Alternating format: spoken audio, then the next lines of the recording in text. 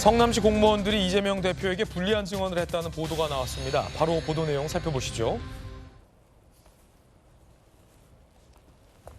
지난 13일 백현동 브로커 김인섭 재판, 검찰이 성남시 과장에게 용도 변경이 국토부 협박으로 이루어졌냐라고 캐 물었습니다. 그러자 전 성남시 공무원, 국토부 누구에게도 전화 받거나 내용 들은 바 없다. 용도 변경은 성남시장, 당시 이재명 시장의 고유 권한이다라고 증언을 했습니다. 성남시 주거환경과장 전직이에요. 용도 변경은 지자체가 임의로 판단할 사안이다라고 국토부 공문에 돼 있던 것. 전모 씨가 이재명 당시 성남시장에게 보고를 했다고 합니다. 이재명 대표는 당시 시장일 때 별다른 말 없이 수긍했다라고도 전모 씨가 진술한 바 있습니다. 김영주 의원님. 네. 이게 지금 이재명 대표 공직선거법 위반 혐의로 재판받고 있는 것 중에 한 사안이에요. 김문기 씨 모른다라고 한 것뿐만 아니라 박근혜 국토부가 협박했다. 그런데 당시 성남시의 과장님이세요. 과장님. 주거환경과장이 검찰의 질문에 답변했어요.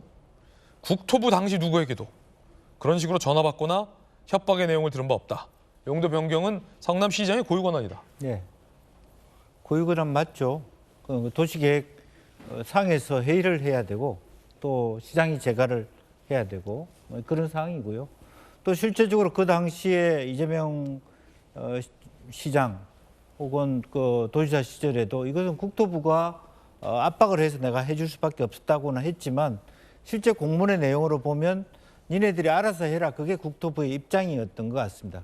이런 부분에 대한 협조를 해달라는 정도지 종상향을 해서 그렇게 하라는 것은 아니라고 보여지고 또 그때 당시에 아마 성남시의 입장에서는 결과적으로는 뭐 이것은 그 국토부하고 연관이 없었다는 걸 아마 잘 알고 있었을 거예요.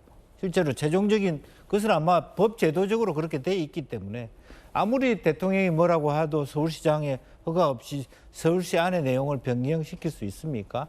이제 그런 판단에 있어서 최종 책임자는 시장이었고 그때 당시 어떤 그 핵심적으로 그 도시계획과 관련된 책임지는 담당 공무원이 있다고 보고 아마 정확하게 이 부분은 뭐 시장의 결정사항이었다는 것을 누구보다 알고 저 부분은 누구나 다 알다시피 종상향이 1, 2단계 올라간 게 아니지 않습니까? 그런 정도로 올라가려면 최소한 시장이 인지하지 않거나 동의하지 않으면 불가능하다는 것을 너무도 잘 알았을 거라고 보여집니다. 물론 이제 이재명 대표 측 입장에서는 전재수 의원님, 그건 그냥 주거환경 과장이 과장 차원에서 뭐 어떻게 큰 그림을 다 일일이 다 알 수 있겠냐라고 반박할 수 있는 여지는 있겠어요.